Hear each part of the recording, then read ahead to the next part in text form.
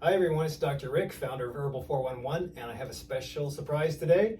I am interviewing Dr. Ashwani Garg, a colleague of mine for the last, 5 to 10 years, I think. Yeah, something like 8 to 10 is my estimate. Fantastic. I love the way that you practice medicine. I was trying to think back to when we first met, and I believe it was through sharing one patient, or maybe a patient had to go to a different area, and she came to my area, and I met her, and it was funny because usually I get patients that transfer over, but I don't hear that their doctors do the same thing as me. It's kind of lonely being integrative medicine, but I guess it's good for me. However, you were doing a lot of the things with her that I didn't even have to implement yet. So I really appreciate what you do. Thank you. But I wanted to introduce you to the subscription base and maybe learn a couple things new. Sure. Because I know there are some beautiful things that you practice that I don't practice, and your knowledge base is fantastic. So let's get into it. Yeah, what I found is we share the same approach to patient care, really getting to the root of their problems and getting to know them and working comprehensively. But you also have the special expertise in mindfulness, Ayurveda, and lifestyle, and also integrative medicine that I really admire. Thank you. I really Thank appreciate you. that.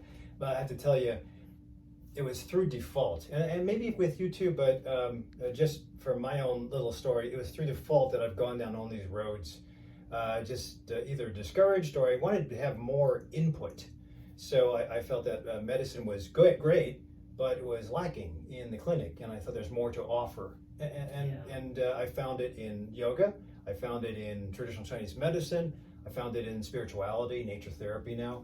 So, and it's blossomed, but I had to be selfish. It was because of my own want. But I found out that people wanted that too. Oh, yeah. We talked about balance a while ago, and I think it's lacking, especially post-COVID, because it's so, the direction of health is just so unusual now.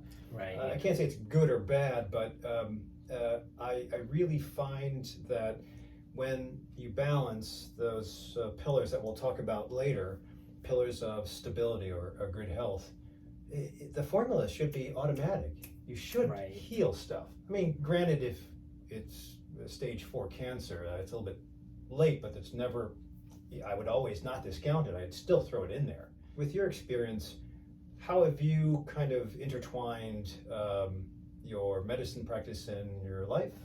Sure, yeah. So, you know what? Speaking of the pandemic, there's one situation I want to share. It's someone who had a prolonged and rather severe bout of COVID. And then at the end of it all, she came to me. She was grateful for COVID, grateful that it caused her to reevaluate her lifestyle. And so she came out of it, having been better for the adversity she went through. Interesting. So it was so interesting that she would say that. At first I was taken aback. What do you mean you're grateful you got COVID? Wow. She said, I would have never made those lifestyle changes had it not been for the adversity. So I've seen similar situations with other health problems that have just shaken things up. And if you watch any of these several documentaries, many of them will express similar things.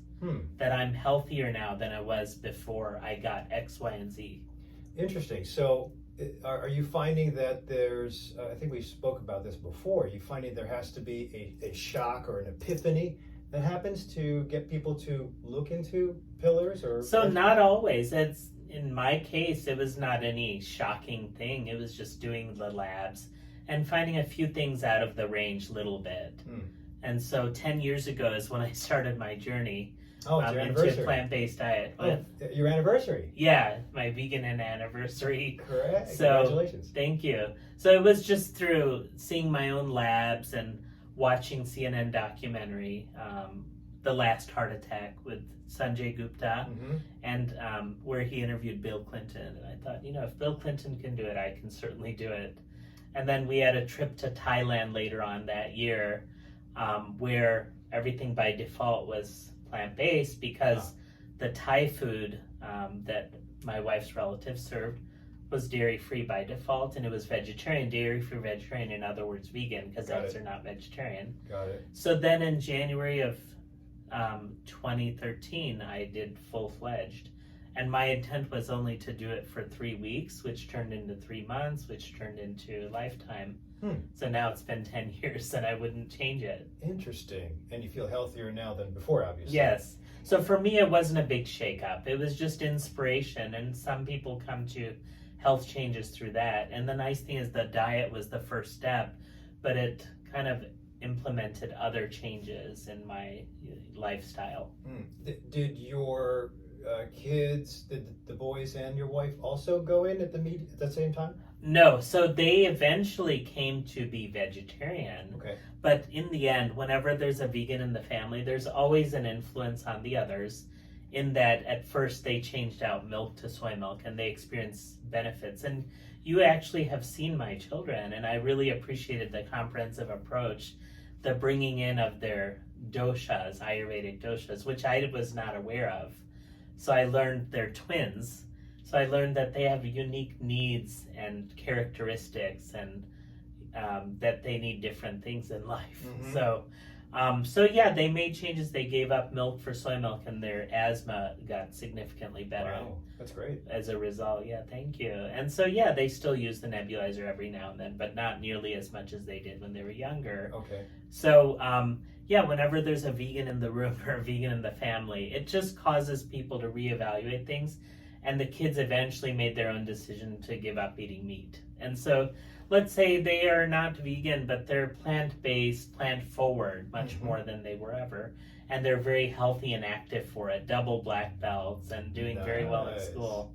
Double black belts? Yes. Oh my God, I didn't know there was a stage of that. Yeah, so Fantastic. They're working on the third. Okay. Third Dan, they call it. Very Yeah. nice. Thank you. So, you bring something up.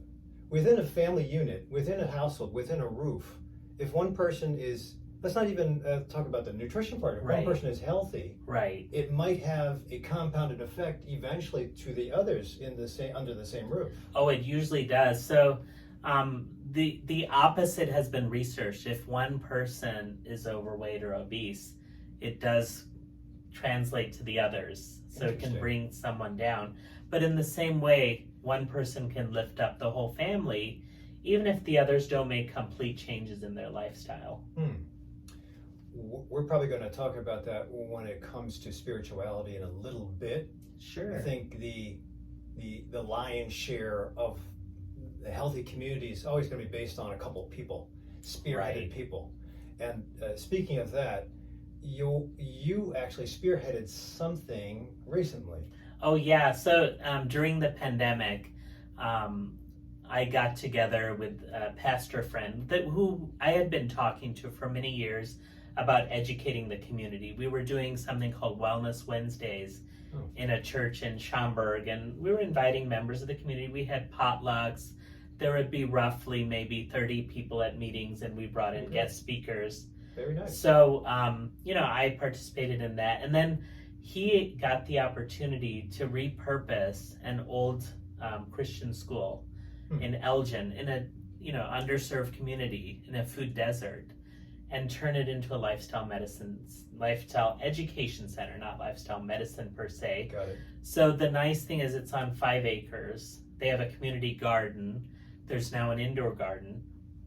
And during the 2 years we implemented these changes, made a classroom, there's a teaching kitchen, bought the equipment, thanks to generosity of many donors in the community, and especially Ardmore Institute of Health, which is a foundation which grants money to lifestyle initiatives in the community. This is great. Yeah, thank you. It sounds to me like the Theosophical Society over in Winfield, kind of like a big rolling couple acre place with a Harry Potter kind of castle, and then a labyrinth you can walk, and they always have spiritual classes. So can anybody go to this place in Elgin? This place is open to everyone. It's what our intent is, to make it a healing ministry. We are there to promote health and wellness.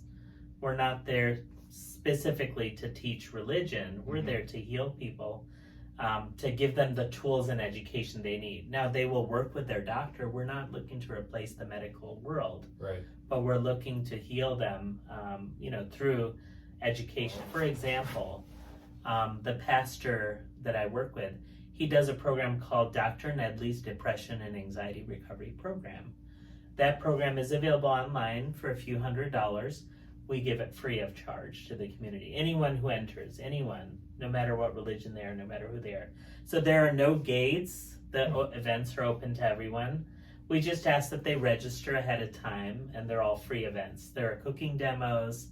There are the depression and anxiety program. There's Creation Life.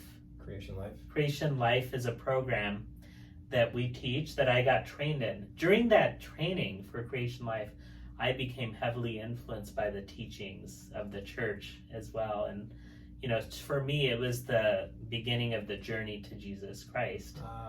Or at least it was the journey that Jesus Christ invited me to. It was my calling. So the words of creation, it's open to anyone and everyone. We've had people of different backgrounds and religions. So the C in creation stands for choice, the choices that you make. And we talk about frontal lobe function, what supports it, what makes it worse. R is for rest, which is the, you know, weekly rest for one day, whatever you may call it. Mm-hmm. Daily rest with maybe a little break. And vacations. Important. You know, I think we should have mandatory vacations. Yes. E for environment, your indoor environment, your outdoor environment. A is for physical activity. T is for trusting in God.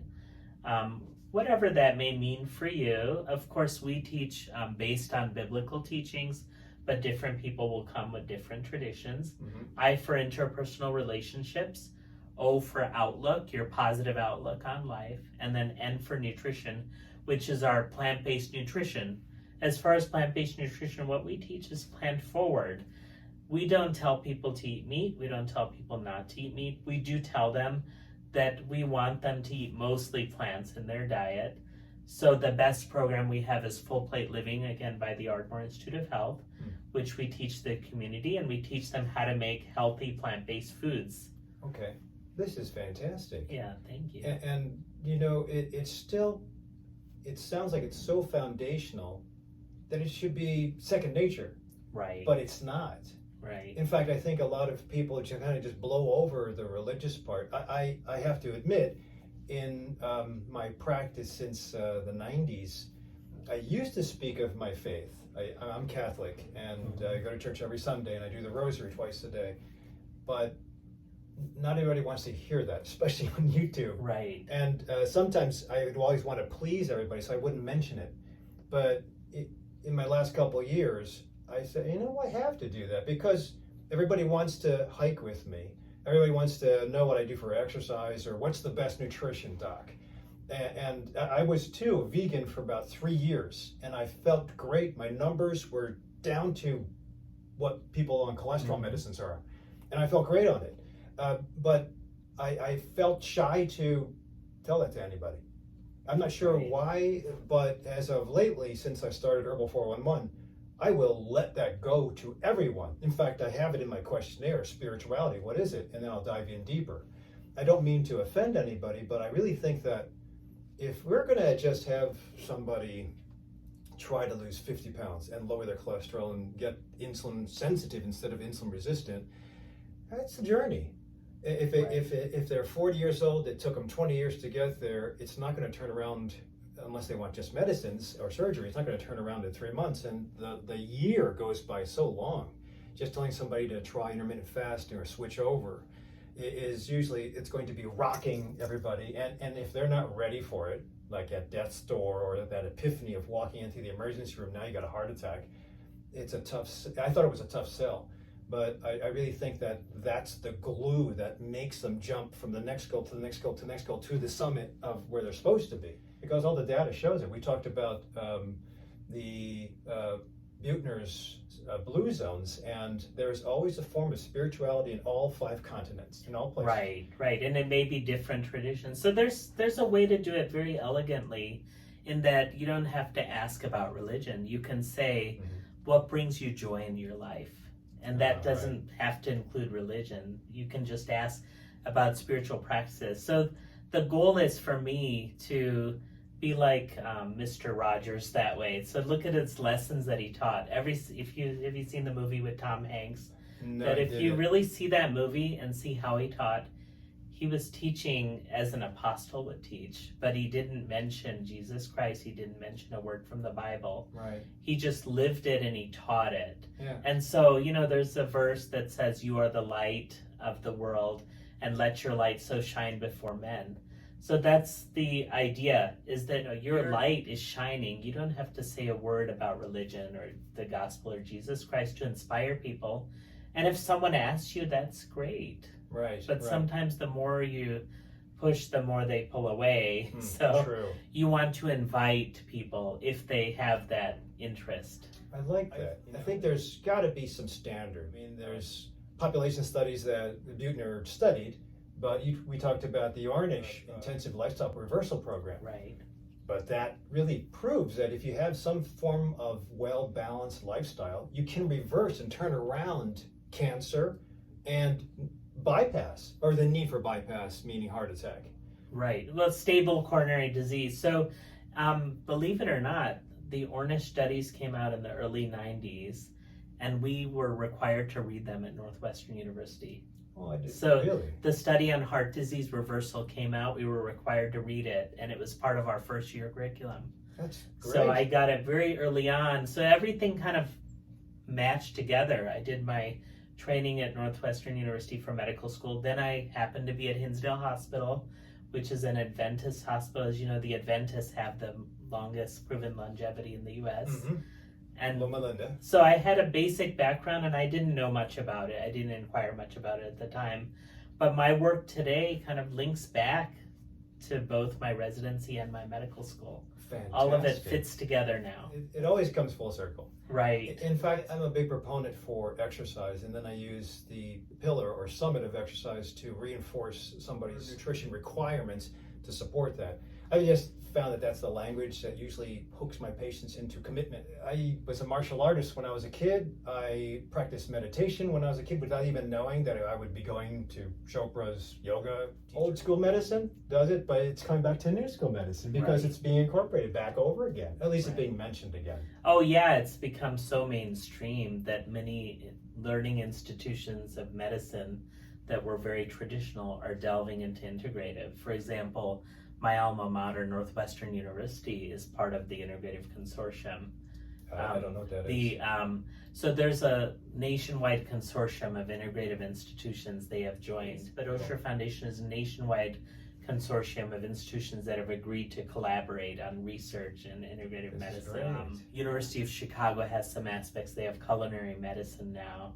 So it's become to where patients are demanding it for their cancer care, especially, for example. Again, it's a shame that at life's end or when catastrophic disease hits, then people are open to it. Right. But that's okay. It's the beginning. I Right. guess our foothold in the community is strong Right. because it's necessary. Right. To get more of our colleagues involved, we'll have to see. Right. But definitely patients are asking for it Yes. because they're seeing the light. Or maybe, like you said, when you're close by, you'll be the beacon, or you'll be the one that influences the ones that want to change or are thinking about change or are looking for change. Right. And I guess that's we have to do that. Just like the Bible, you have to be like Jesus Christ. You have to change or act like Him, and hopefully everybody else around you will be healthy. So Right. somewhat. Right. Right. Yeah. Think of how the apostles came and they had all kinds of lifestyles in the past, and they changed. Right. Right. The note that I remember was that he was born into poverty, Right. and he made it through and sacrificed himself for us. But that whole story is just so impactful. And he had Right. 12 different guys, tax collectors, not the best Right, guys in the right. country to follow. Kind of a him. rough and tumble group. Right, Yes. right. The words that they produced are still living today. Right. And they're making a difference for folks that want to dive into that. Yeah, imagine that. Yeah. Right. And so the one big, learning that I had is watching The Chosen, which is a series it's on an app and it's available on streaming platforms. And so that really got me deep into the Gospels and the stories directly. Again, if we radiate that and we show health, other people might come in and join, or those that are on the fence are not sure where to get their information. Whether Right. it's spirituality whether it's belonging, whether it's nutrition, Right. whether it's exercise. What should I do? CrossFit? Should I do yoga? Should I do cardiovascular fitness? So there's so much out there, but we like to focus on the core, these pillars of lifestyle. And so these are the time-tested, evidence-based, proven ways to improve health. Mm-hmm. And that's what we focus on. Excellent. So when you say we, you're talking about... Oh, so I'll say both in my practice. Oh. When I see patients, I like to focus on the basic, low-tech, high-impact methods. Mm-hmm. And in our lifestyle center, education center, we like to focus on the basic pillars of health. Nice, and that's what we need. I'm so Right. glad that you're doing this. I'm going to have to actually visit you in LJ. Oh, sure. Yeah, It absolutely. You're sounds welcome. interesting. I'll Yeah. give you a tour. Yeah, that'd be great. Yeah. We'd set up a time. I'd give you a VIP tour of the whole center I can film and it the too. kitchen. Okay. Yeah, absolutely. And you're welcome to do a program there, of course. Great. Yeah, Yeah, so that'd be fantastic. we invite people from the community to give programs. All our events are public and free. They are at salient.eventbrite.com, EVENTBRITE, and then also facebook.com/salient center, SALIENT center. Excellent. And Yeah, I'll put a thank link you. down below for Sure. those of you who just want to go straight to the source. Sure. And the word salient, actually, do you happen to know where it comes from? No. So it comes from the Latin. Salient, in English, it means the most important, the most, so salient, we focus on the salient aspects of healing, which are lifestyle. Right, right. And so also salientes in Latin means they will jump, as in they will jump for joy, that as in you're so healthy you can jump for joy, and that's in the Bible as well. Interesting. Yeah. So just seeing an older person go like that, Yes, right. you don't see that. Like the Toyota commercial. Right. But you won't see that. You'll see Right. people in walkers and Right. wheelchairs, or I can't bend down on the ground and play with my great-great-grandkid because Right. I'm not going to be able to get up. Right. And that, Oh that's yeah, getting out of a chair is the biggest measure of fitness and success. Right. Yes, absolutely. It's an investment. It's a shame that we even have to use that, but Right. I think that's how sometimes it's not stressed enough, except Right. for people like yourself and myself. Oh yeah, absolutely. No, it's so important. So physical fitness is so important no matter what medical condition.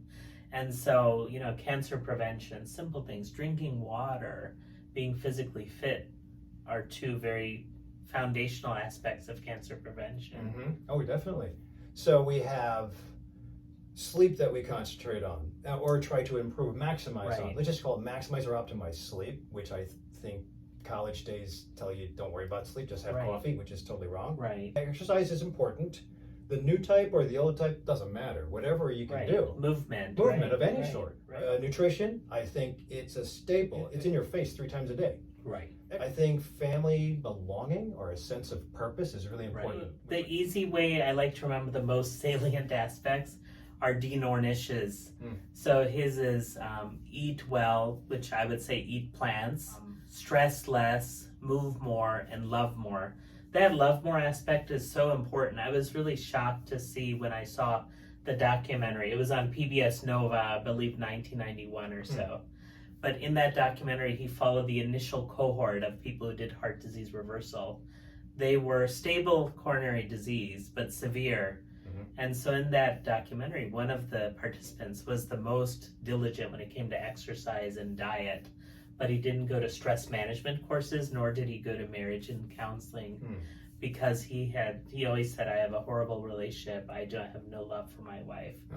He was the one that ended up dropping dead in that trial. And I was so shocked. There's value in that. Yes. And how do you measure that? There's no measure, no formula, no blood test that measures love. Right. It's just such a hard thing to wrap around. At the same time, it's easy. You just have to have the right people around you, just like we talked in the beginning. Right. If we can be the beacon of change, then some folks who are down here just have to look for a beacon. Right. And so the idea is oxytocin, which is so vital to our health. It's the hormone which influences, our bonding. Right. And in the end, it does not have to be human. So there's a story on the internet with Eric O'Grey, who was very obese.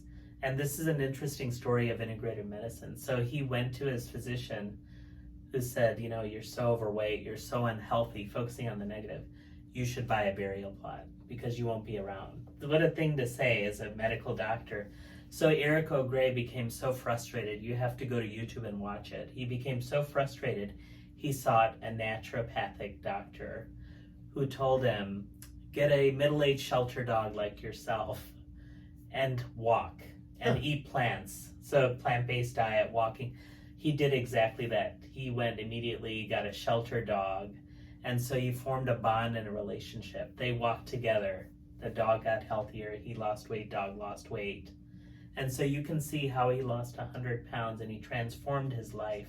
Based on that oxytocin release, probably Right. with the dog or the hug. I just interviewed a psychologist, and she brought out the fact that there was a study that you can see increases in serotonin. Serotonin and oxytocin are both love hormones, and they're the opposite of adrenaline and epinephrine. Both of these two, fight or flight or love and relaxation, are both important, but if you're always like that, that's not healthy. Right. I don't know there's anything bad with being always in love and Right. in peace, but definitely there has to be a balance. There has to be a balance, Right. exactly. And right. just like we started out, balance Right. was the reason that I wanted to pick your brain, Right, and it's where we're getting to. So, right. great points. I love the Salient Salient Lifestyle Center. Yeah. I love the Salient Lifestyle Center. Thank I will you. definitely visit it, and maybe Sure. I'll take my viewers on the tour Oh, as well. yeah. Happy to have you. That'd be Thank cool. you. But I appreciate your time today. Thank you so And much. and thank you for trusting me with your kids. Thank you. And hopefully we can do great things in the future and continue to be the Sure. beacons in our communities. Thank you so much. I appreciate Thank it. you. Thanks. Please check out, I'll put the links again down below, and you can see what Dr. Ashwani Garg has put together and where he's going, and I think you'll be very impressed. And don't forget to like and subscribe and maybe share this with other people who are lost or needing some help. And everybody needs help. So stay safe. Thank you for watching, and we'll talk to you again. Thanks, Ashwani. Thank you.